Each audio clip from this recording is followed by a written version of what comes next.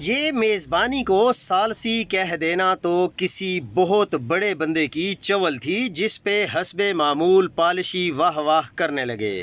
فی الحال امید میزبانی کی بھی نہیں ہے۔ خبر یہ ہے کہ امریکہ سے ایئر بورن ڈویژن کے 4.5 سے 5 ہزار فوجی خلیج کی طرف روانہ ہیں، جبکہ خلیج میں پہلے ہی 2,000 امریکی فوجی موجود تھے۔ کل ہو گئے 6.5 سے 7 ہزار فوجی۔ تو پھر کیا ارادہ ہے؟ ممکنہ طور پر یہ جزیرہ خارگ پر پیراشوٹر اتارے جائیں گے، جبکہ ایرانی پہلے ہی تیار ہیں۔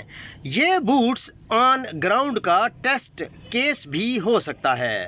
اگر ایسا ہوا تو کیا ہوگا؟ جہاں تک ایرانی کنڈکٹ آف وار اور تیاری کو اب تک دیکھا ہے اور ان کا ذہن پڑا ہے، وہ جواب میں سرپرائز دیتے ہیں، اور ایسا سرپرائز کہ بس ہو جاتی ہے۔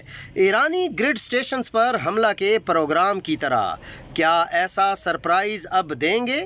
غالباً وہ بحرین میں جواب دیں گے۔ بحرین کی آبادی نے انہی دنوں بغاوت کی تھی اور اسے مشکل سے کچلا گیا تھا۔ وہاں افغانی حکومت کی مدد کرتے ہیں، البتہ تب ایران نے مداخلت نہ کی تھی۔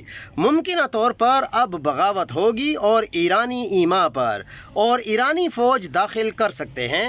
اگر ایسا ہوا تو لینے کے دینے پڑ جائیں گے، کیونکہ بحرین سعودی عرب کے منطقہ الشرقیہ سے ملحق ہے۔ دمام اور خبر کے شہر یہی ہیں جو سعودیہ کا تیل کا خطہ ہے۔ ایرانی اسے جوابی رجیم چینج کا نام دیں گے، کیونکہ ان کی بھی تو رجیم چینج کی ہی کوششیں کی جا رہی ہیں۔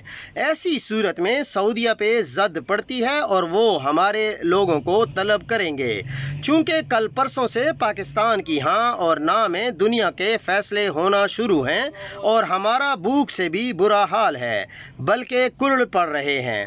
سو پاکستان کو فوری فیصلہ کر کے اس امریکی فوج کو روک دینا چاہیے، ورنہ یہ نہ ہو کہ دنیا کی ہاں اور نہ میں ہمارے فیصلے ہونا شروع ہو جائیں۔